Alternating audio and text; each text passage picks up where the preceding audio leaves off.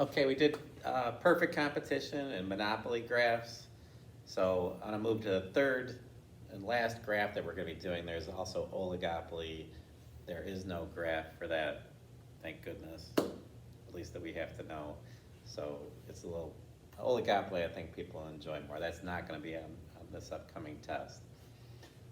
So monopolistic competition is most similar to perfect competition. There are many firms in the industry, easy to join and easy to leave, and it's characterized by differentiation. So unlike perfect competition where it's identical products sold at the identical price,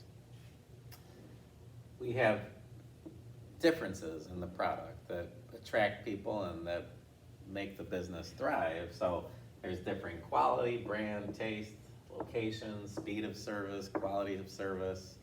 You know, Jimmy John's, what do they say? Freaky fast service. They never say the greatest beef sandwich. You know, one time I paid, and before I finished signing the credit card slip and turning it back, the guy was handing me my sandwich. Something's going on there. Anyway, quality of service, you know, you might not be familiar with Wiener Circle in Chicago, where they famously would yell at people, you know, but that was kind of part of the experience. Unfortunately, I think they had to close down. But sometimes you go to a fancy restaurant, you know, Chipotle, if you want to get food fast, you go somewhere else, right? But it's really great food, so you might pay a little more for a burrito. Are you aware you can get a burrito at 7-Eleven? It's not terrible. It's also not good. It's like if you're really desperate and you got a softball game and you need something to fill up your stomach and you don't feel like having a ding dong or a Twinkie, you get the 7-Eleven burrito. It's not terrible. It's not good. Anyway, differentiation, that's what is the one word you want to associate with this, okay? It's not identical anything, not even identical price, right? Chipotle burrito, more expensive. You go to Maria's for a burrito, and you eat half of it, and then you bring the other half home, and you feed a family of 6. Okay, man, it's good. So some ideas like pizza, right? There's a big difference between Domino's, and then there's Cuzzo's. You know, you get it by the slice, or Lou Malnati's, you know, clothing, right? There's Patagonia, and then there's Lavender Lanes. I'm sorry, Vineyard Vines. I could never get it straight. Lavender Lanes is the made-up Pete Gallo version of Vineyard Vines.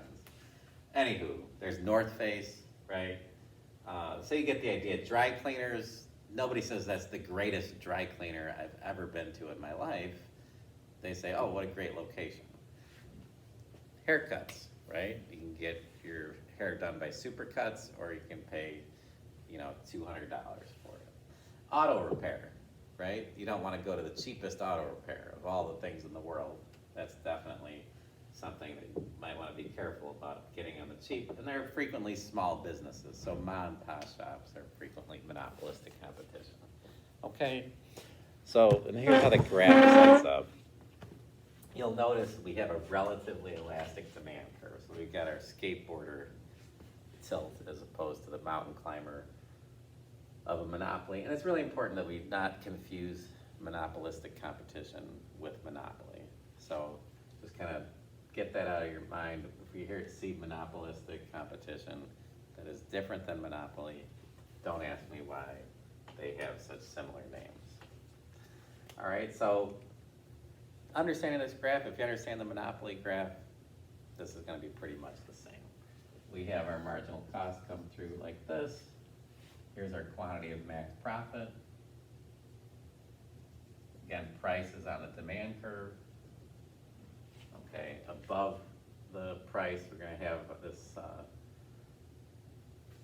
big chief triangle up here of consumer surplus.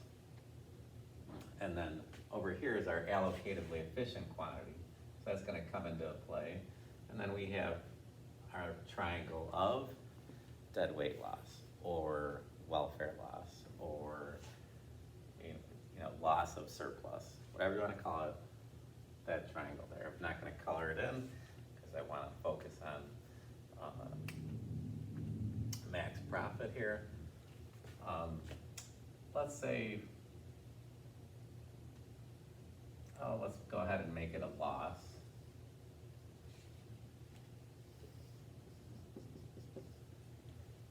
So our average total cost is too high, the firm is experiencing a loss. Here is our quantity. I'm just gonna put max profit here. We'll say the price, and I know I said that they're differing prices. Forget that I said that, okay. Average total cost, we'll say is 22. We'll say the quantity of max profit is 100.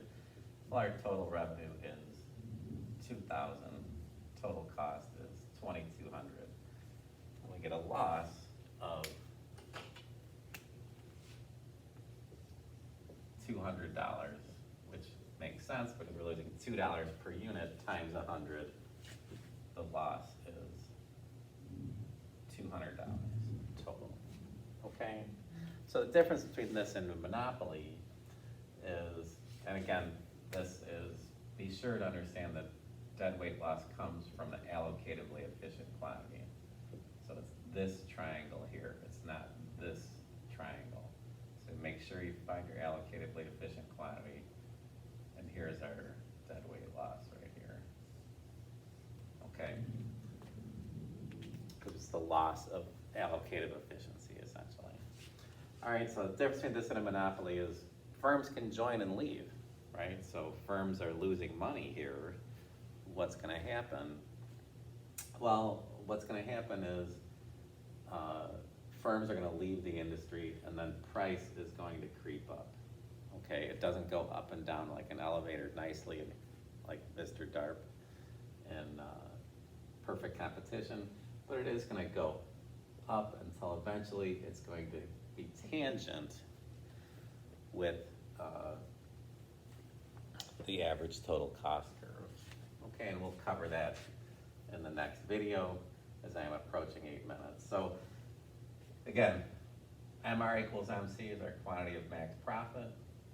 Here we just shoot up, here's the price, here's the average total cost. If average total cost was down in here, then we'd be experiencing a profit and firms would join the market and price, the demand curve would come down a little bit. But here there's a loss, so firms are gonna leave. Demand is gonna lift a little bit, and there is a long run equilibrium, much like in Perfect Competition. 3, 2,